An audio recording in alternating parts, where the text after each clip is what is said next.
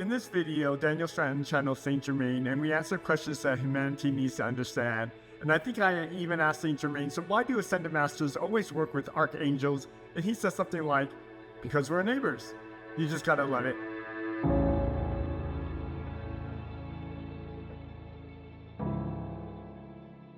Well, let's do something. Let's do something. I'm just gonna wing it. This is all organic, but that's all good.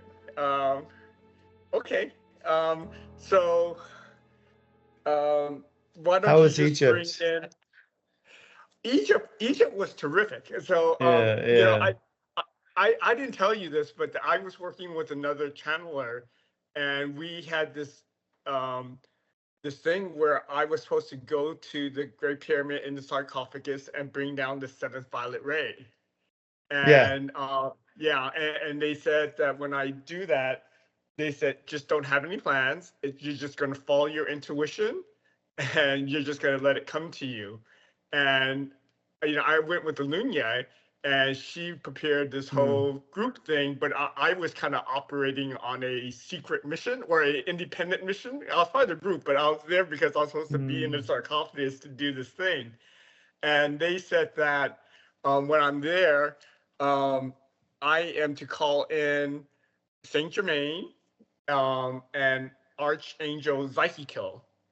And plus, I also have one of my main spirit guides is Arc, which is an Arcturian commander. So I've been getting kind of coaching from them about this trip, and it happened when I was in the sarcophagus. I just automatically chanted "Raw." It just came out of my mouth, and it came out. I felt codes come out of my mouth, and immediately I saw the violet ray in front of me. I actually saw a violet ray in front of me, and it worked. The whole purpose was to bring down the seventh violet ray, which is just this informational level to bring down into humanity right now. It has a lot to do with transmuting past DNA and trauma, and it's not just for me, it's for the collective consciousness. And then when you transmute it, you're bringing in new levels of information into the seventh violet ray, and that from there we're initiating people that we're in contact with, and we're spreading that new seventh violet ray out. So yeah, it was very cool. It was very cool. Yeah. That's awesome, man. Yeah, it was really. I'm really happy for you. Yeah.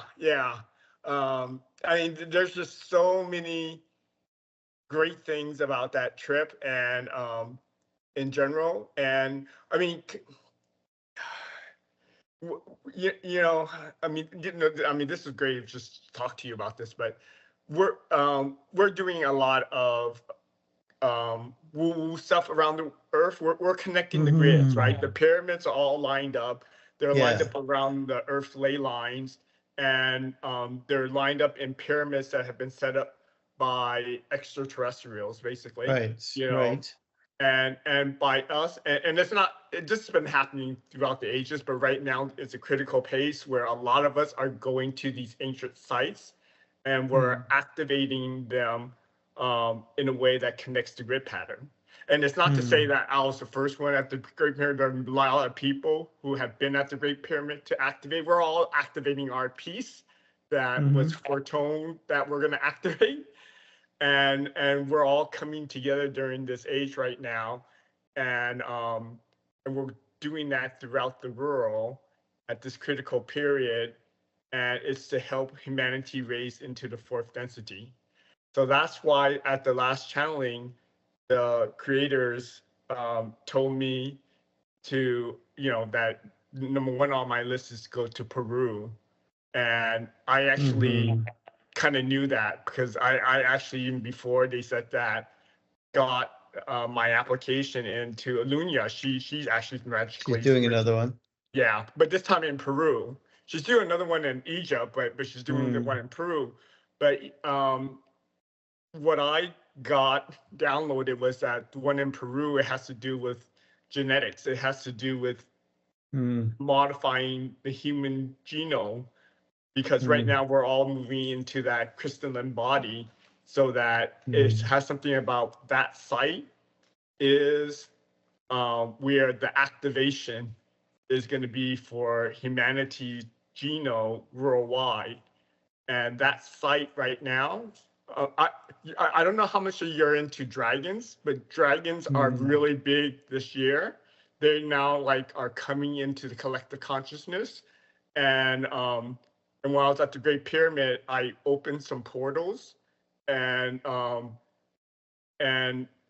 got dragons to come through, more dragons to come through. But we're gonna see an explosion of dragons in the human consciousness this year. And they are, you know, they're not really known too much. You know, we know them as myths and stuff like that, but they're far beyond that. They're actually, dragon is a elemental energy of the creation of the universe.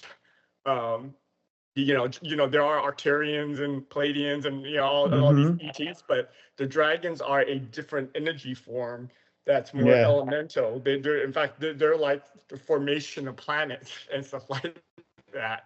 So they're just a different vibration. And their version that's on Earth is being awakened and bringing back into this density and dimension. So we're going to be seeing them more in our collective consciousness. And then in a few 100,000 years, they're going to start manifesting again into physical form. Yeah. But right now, we're shifting them into actually like the energy that propels things forward. So, yeah. I mean, you've heard of like the Kundalini rising, the serpents that goes up the spine. What people got to understand is that the serpent has become the dragon, in that just like a caterpillar blooms into a butterfly, the serpent is like the caterpillar, and then the butterfly is like the dragon. So it's that stage of it that's now bloomed. So wherever you think of like the Kundalini of the snake going up the spine now it's like kind of reached adulthood, and now it's a dragon going up the spine. Yeah. Very cool. Yeah. Yeah. And their new base, because you know about like how Earth has chakras? You know, just like the humans has chakras, you know, Earth has chakras. I was just living on one in Mount Haleakala, Maui. I lived on one. Yeah.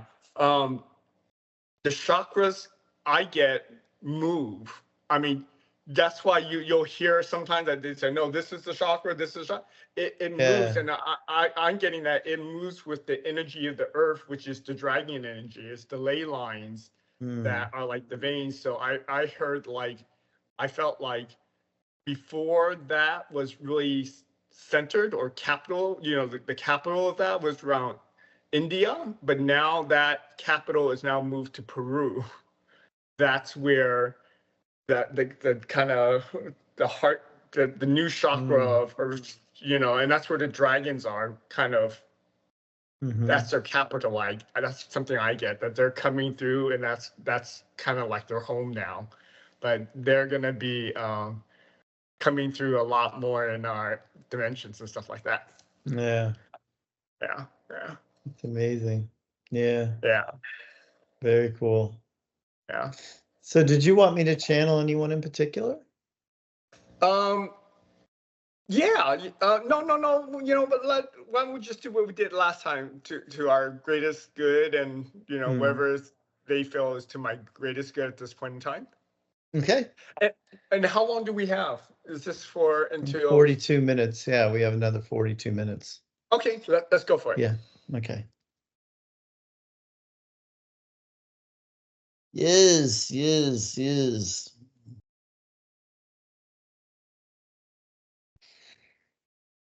Oh,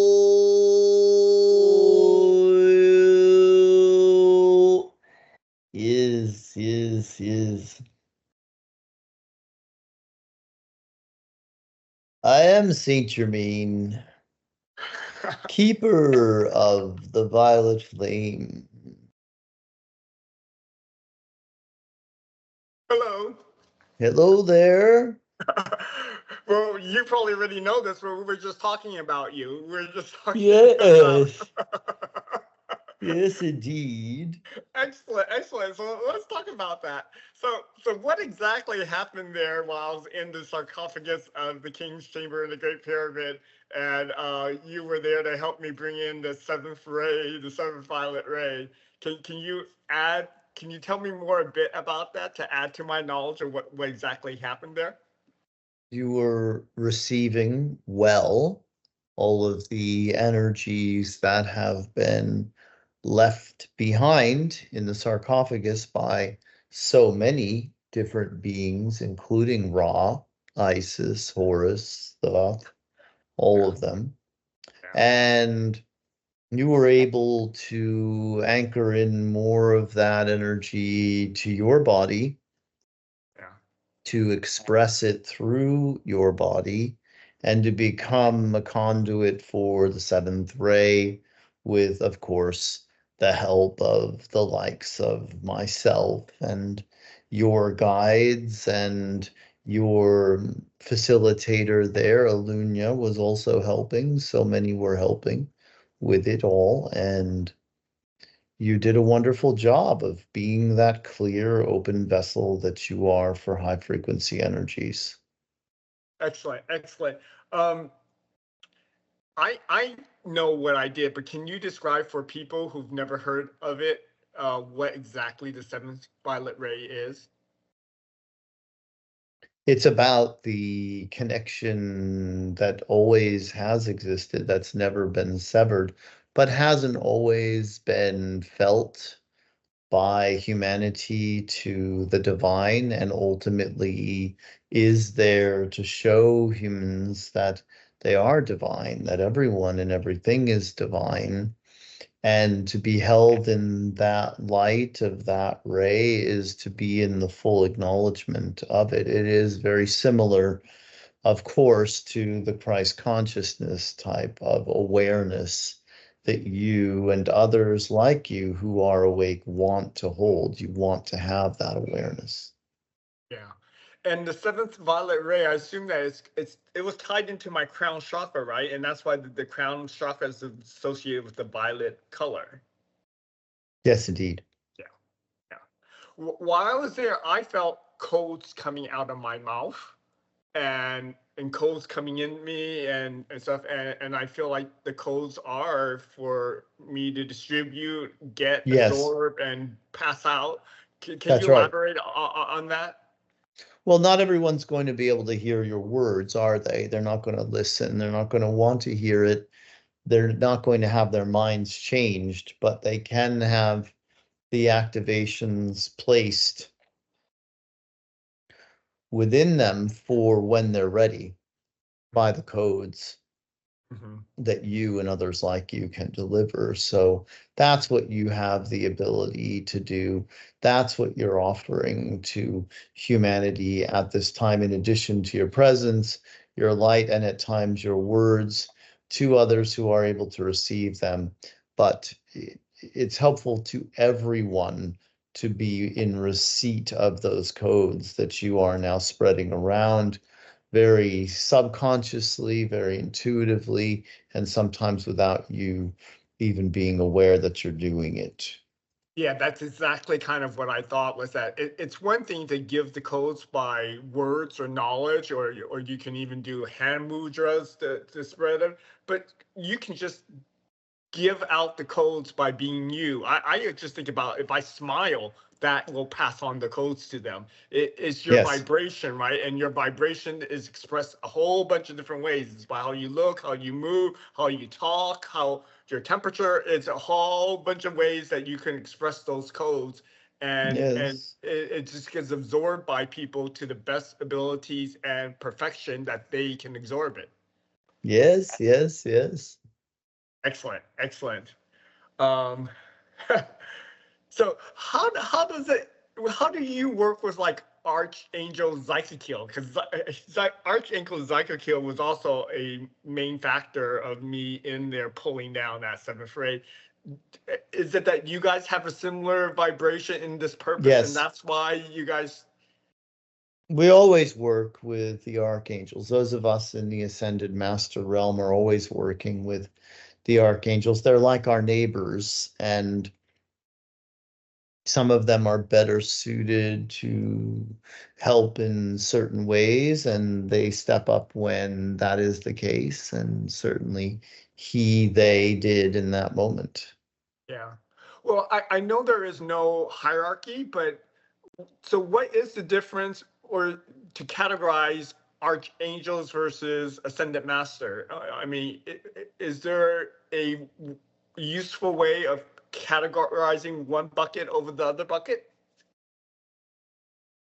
Many of us in this Ascended Master realm have incarnated, as you know. Not Yeah. all, and not Uh-huh. all on Earth, but Uh-huh. many have. And We're more archangels interested have in, not. they have not Okay. incarnated.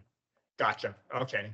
We're Because more that's interested in offering teachings and being living examples. They're more interested in playing the role of the non-physical behind the scenes, giving what's needed energetically, giving the love, the healing, the compassion, and that's how they work. That's how they operate.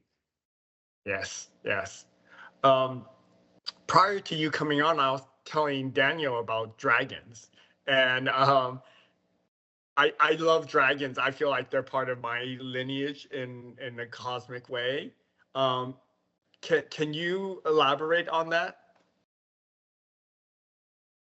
In a sense, of course, they're part of everyone's lineage, but some are more connected, some are more aligned with that energy and are meant to work with that energy. And of course, you being Chinese, that helps you to have a more solid foundation of that relationship to build from, and more of a likelihood for you to believe in the existence of dragons. Excellent. Okay. Um,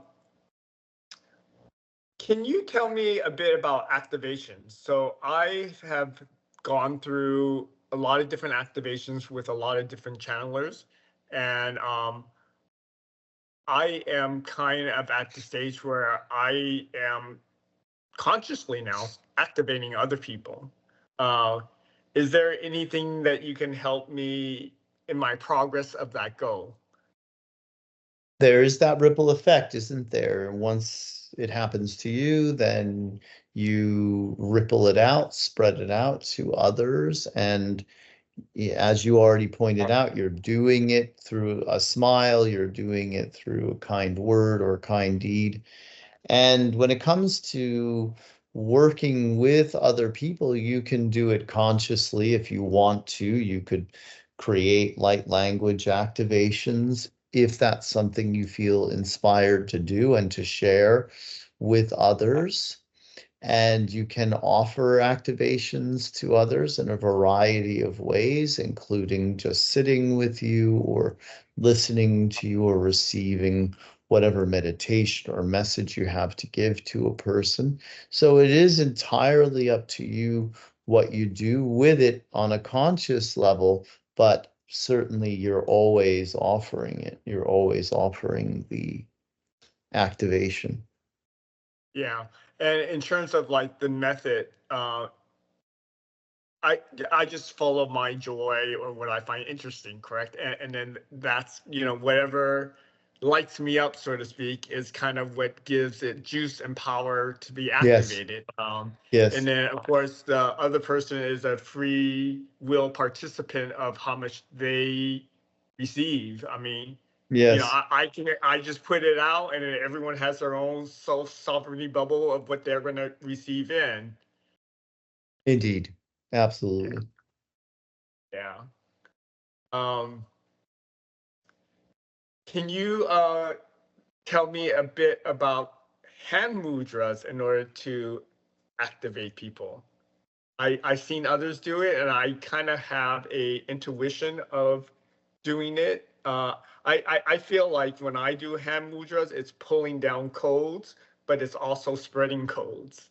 It's Yes, also it's moving communicating energy on a, around. yeah, Yes. It's obviously the hands, the arms, these are used to initiate much of the action that takes place on planet Earth. And the actions that you take on the physical level, you can see manifestations of all around you, buildings, homes, cars. You see how people have created things with their hands and with their arms.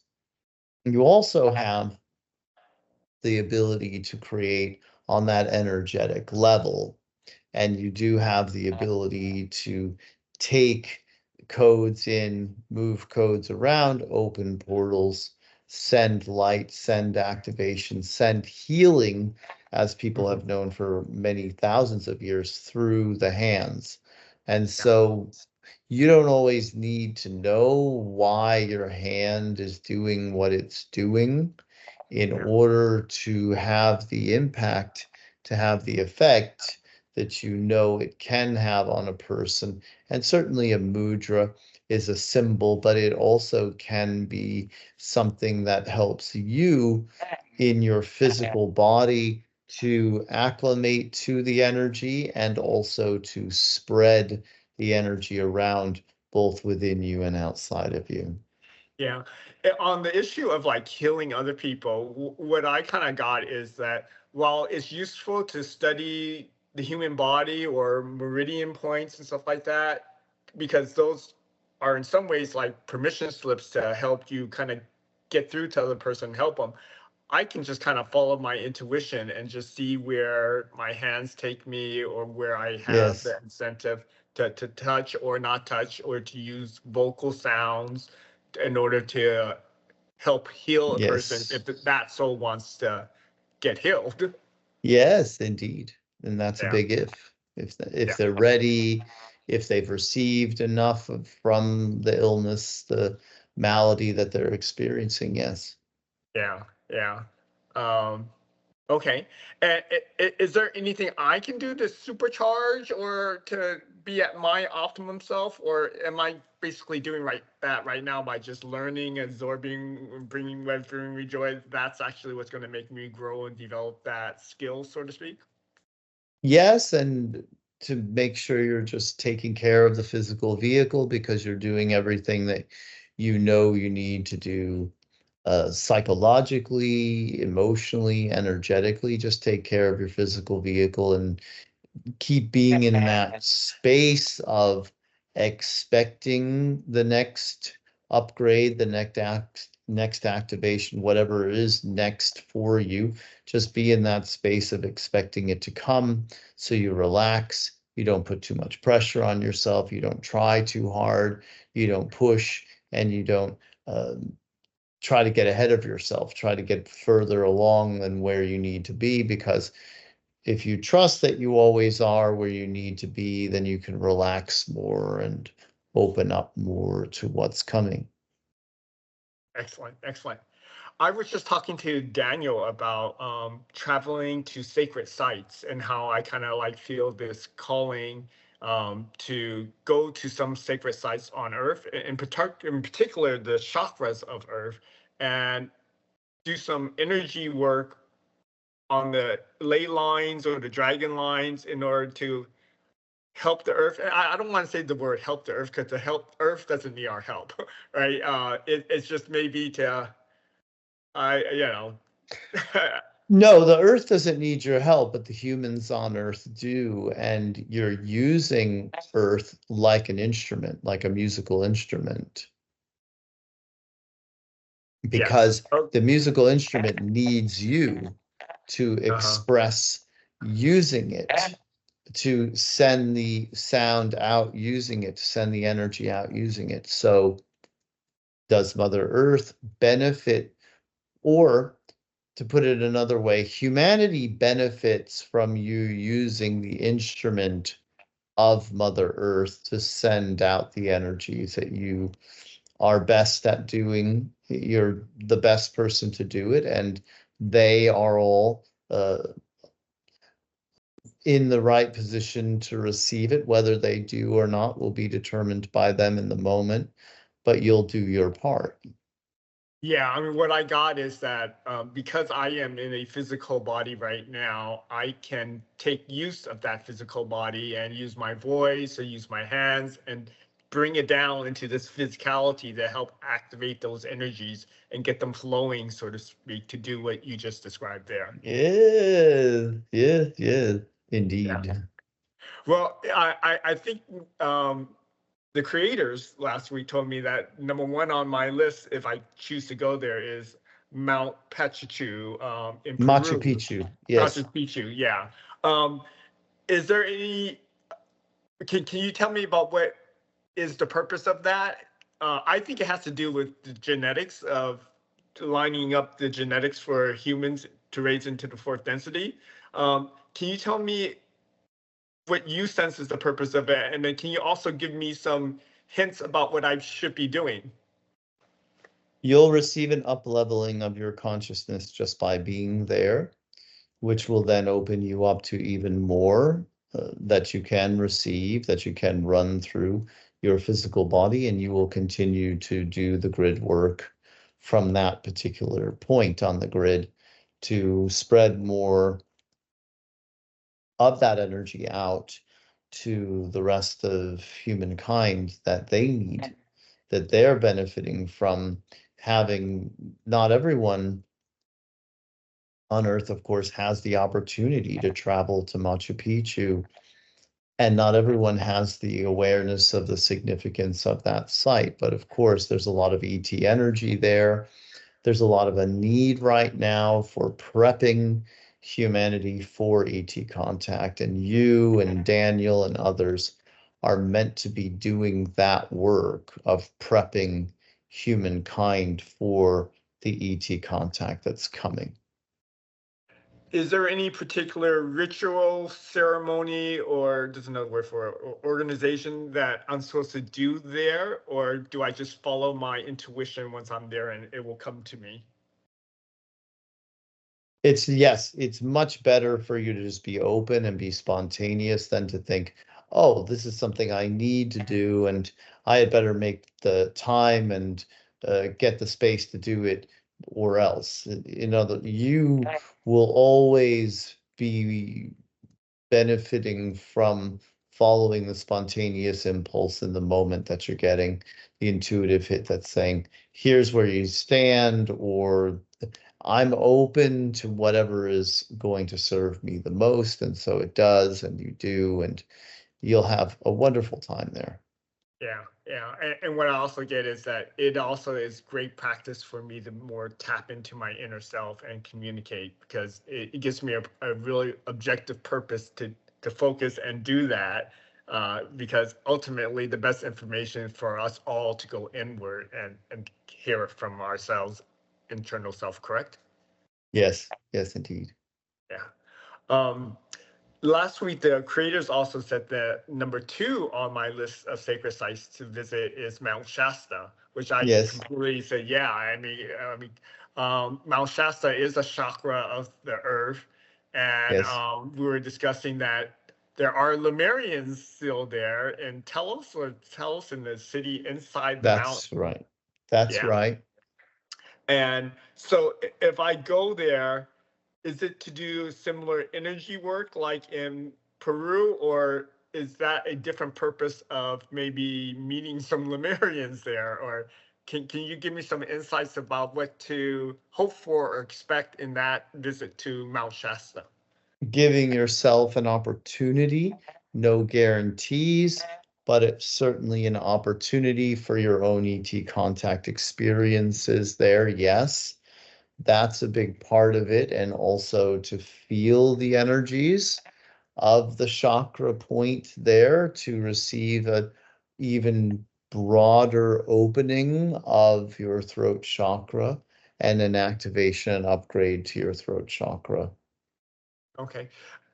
can you go through the chakras of the earth? Because you said they're my throat chakra, but Mount Shasta is not the throat chakra of earth, correct? So can you go As through? you said, they move around. They move around. Okay. Okay. So But you can, it depends on the moment. It depends on when you're there, it will be the throat chakra, and Haleakala being the heart chakra, and Bermuda Triangle being the third eye chakra, and Egypt, the pyramids being the crown chakra, and Mount Fuji being the solar plexus chakra, and Uluru here in Australia being the sacral chakra, and then Machu Picchu being the root chakra. excellent, excellent. I mean, you just answered my question, because I've been telling people that it moves around, because if you listen to different channelers, they give different answers, but their answers are correct. But I was just, in my mind, that it's because the chakras move around. Yes, yes, they do. Yeah, yeah. So that totally makes sense. That totally makes sense. Um, very quickly, then, what would be on my third? What would be the third recommendation of sacred sites for me to visit? Mount Fuji. Okay, okay, okay. I I think I'll have my hands full with two, but I'll keep the third one in mind. Uh, Yes, it's all fun. Nothing serious is happening here, so that's the yes. attitude I take. That's a wonderful attitude to have. In other words, it's a long, far cry from the religious idea that there's going to be a huge battle happening at some point between the forces of good and the forces of evil, and the forces of good may or may not triumph at this point. It's up in the air. That's a far cry from that attitude to think, yes, there's nothing really serious going on here. It's all a dream. It's all a simulation for our own benefit. And we are all God at the end of the day. So what is there to worry about? Correct. We're all one, and everything is perfect. Everything will work out no matter what. So, Yes, yeah. yes.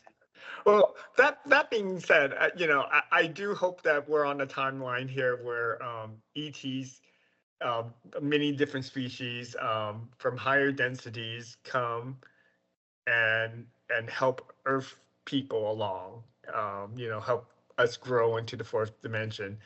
Um, can you say anything about public disclosure now I'm understanding it's going to happen around, hopefully around 2028 to 2033. Well, there's difference between disclosure and contact. Disclosure is government officials telling you, we knew about the ETs a long time ago. We haven't told you. Here's what we know about them, and here's all of our interactions between them. That would be disclosure. Yeah. Contact is what you're referring to, which will be happening by 2030 for sure. Okay. Now, whether it's 2027, 2028, 2029, 2030, it all depends on the trajectory of you as an individual, because you can go on to any timeline from where you are right now, with only a few years being the difference between one timeline and another, 1 year difference here, 1 year difference there. It's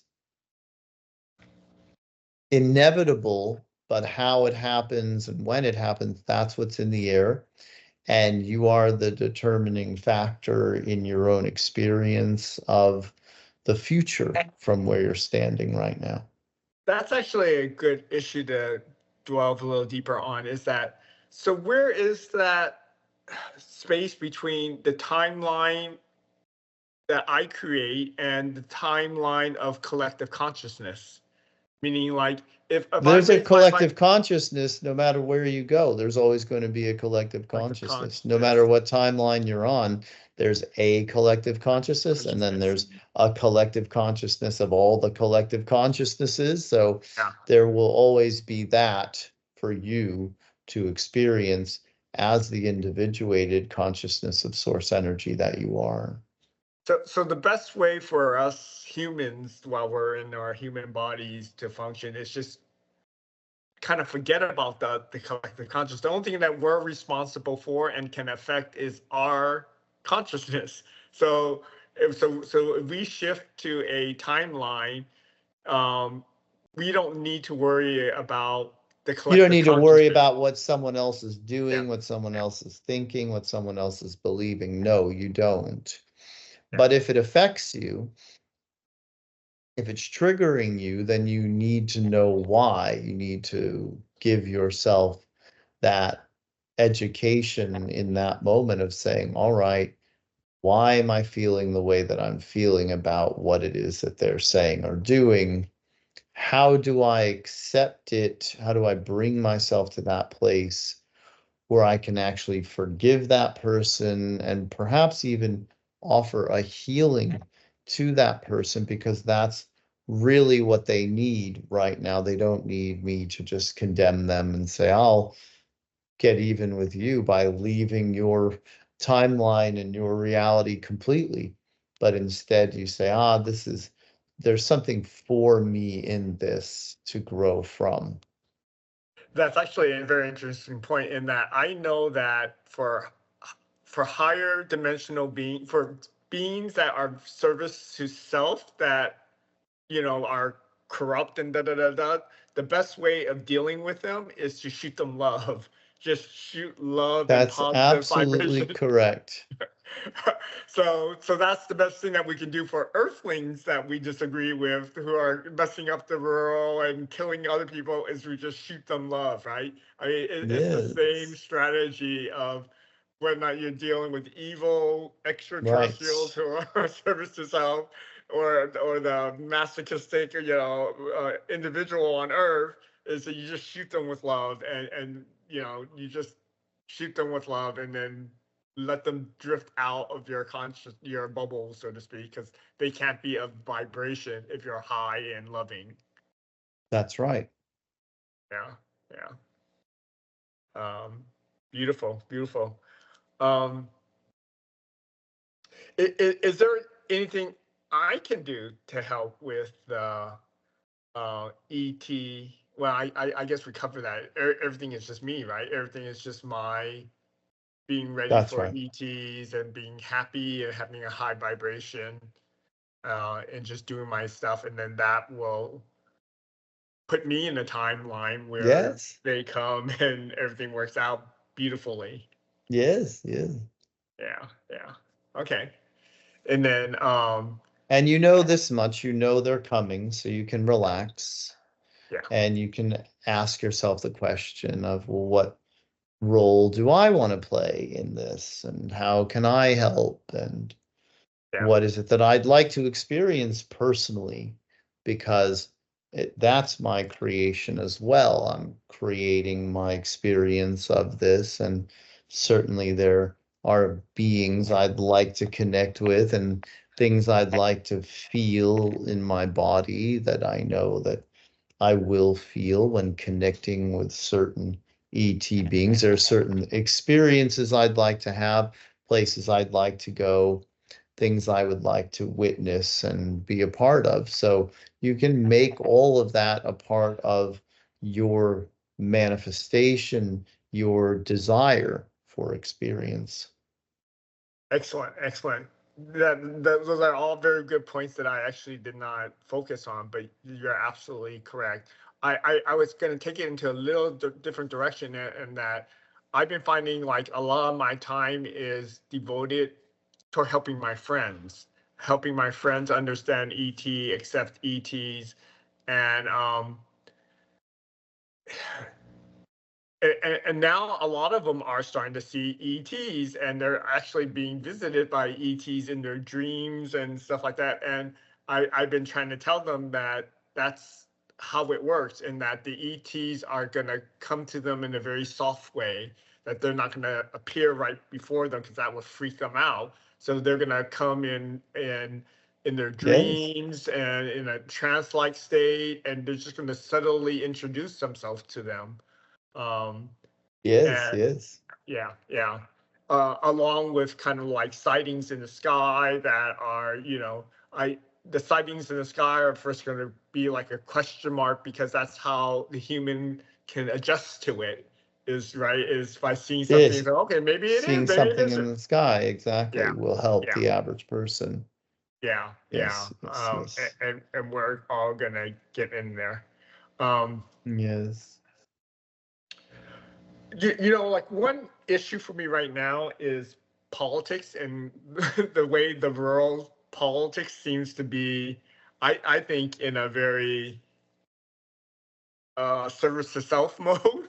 It is. Yes. It is, yeah, it is. But a part of me knows that wherever it is, it's perfect, right? I mean, in that what we're going through here is part of the overall picture of what we need to go through in order to get to where I foresee a nice, happy future for us. It can you say something about this phase that we're in? Pertaining to, it's not just the United States; it's the world politics is going bonkers. But I see it. It's just necessary energy of changing right now, and sometimes you got to see the corruption and got to Yes. see the dirt in order to clean it. That's true.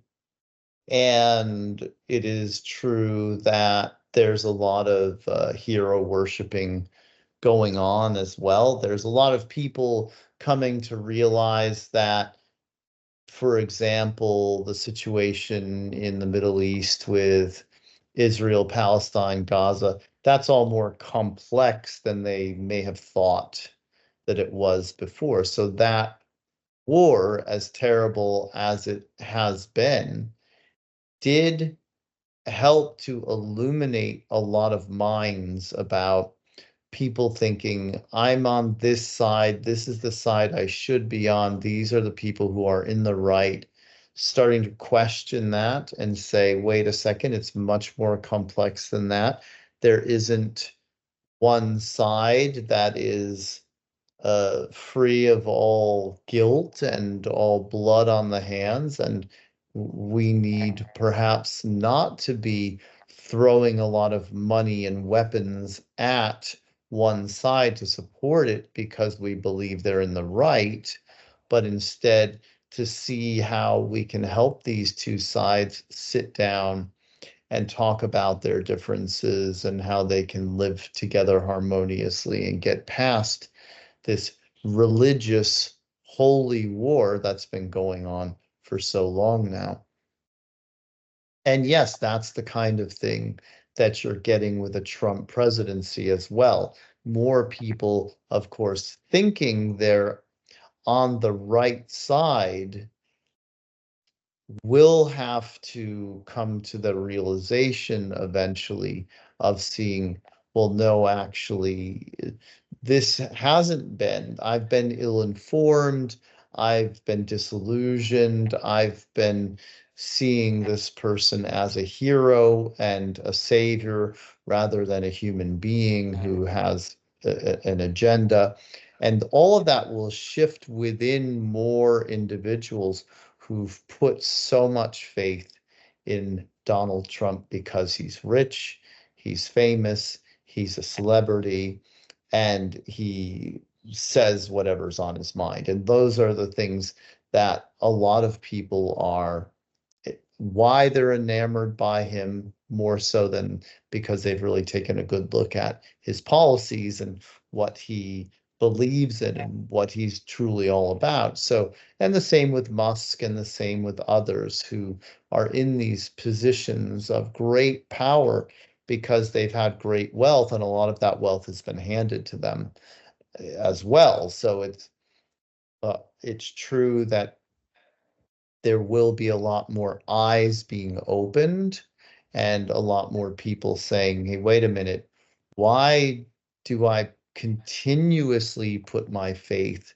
in something and someone outside of me, whether it's a political party, an ideology, a person? And why am I not instead looking within myself to see what I can do to change?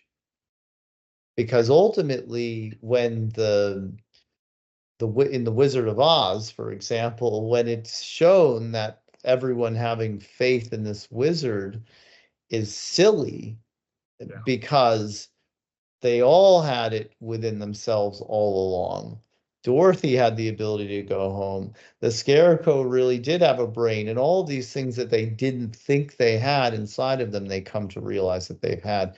And that's what you're going to see is the pulling back of the curtain, like at the end of The Wizard of Oz, which was a very political movie, by the way, very politically motivated book that the movie was based on. So that's all now, almost 100 years later, now that's really coming to the light of day, all of it. Yeah. I don't know if you can speak on this, but there have been psychics that have given predictions, and I know that predictions are simply the vibration of the here and now, and it can work out differently. Yes. But they have informed me that there was that a lot of information is going to come to the public, and they have said that there was tinkering with the election. There was actually tinkering with Elon Musk involved with satellites and tinkering with the whole election process. Do you guys get a sense of that, or is that something you can comment on? One thing to keep in mind here is that there's always foul play. Whenever something that big is going on, whenever that much power and money is at stake, there's always going to be foul play. Another thing to keep in mind here is he didn't actually win by that much. Correct. It was about 1.5% of the votes. And also it's important to recognize that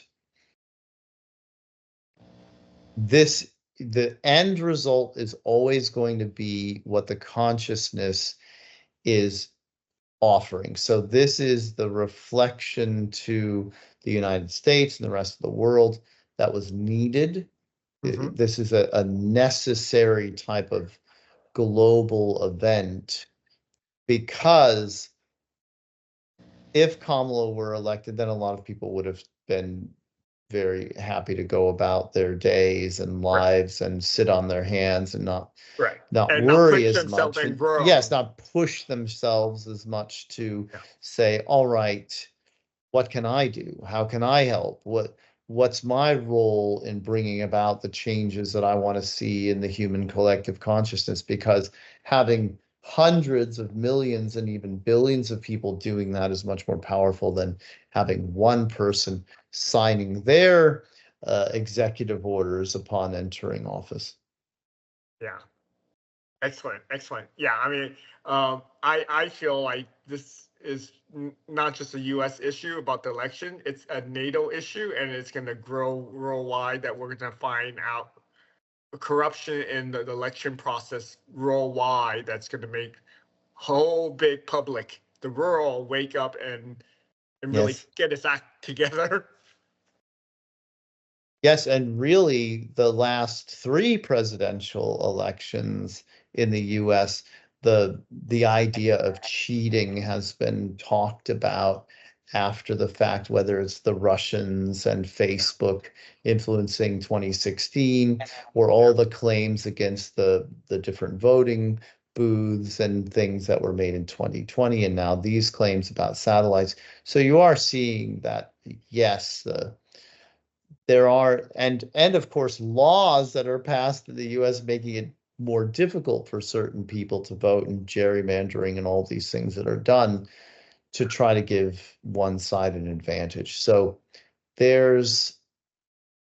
it's absolutely true that there needs to be more transparency in government and how you're governed, and to be looking at how much you need to be governed at this point, and all of that. And of course, people are going to still need to have others in power of a powerful military as long as they have fear of China and fear of Russia and fear of Mexico and fear of Muslims and all the fear that goes on in the hearts and minds of the average American. And so that's the bigger problem, really, is that when people are craving more money, craving more power to the extent that they are, then you have entire nations looming with their desire for more, their desire for an expansion of their resources and their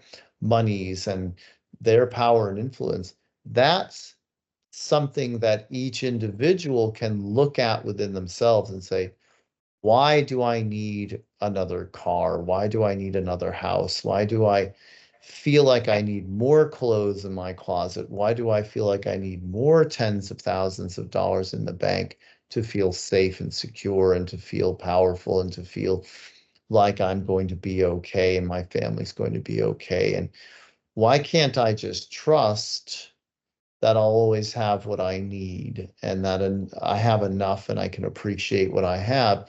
And when people do that on an individual basis, then you don't get fear of Russian expansionism and China eventually having enough technology to say, all right, now we're going to start taking over everything. So you have to all look within the self all the time. It's the only thing you can ever do.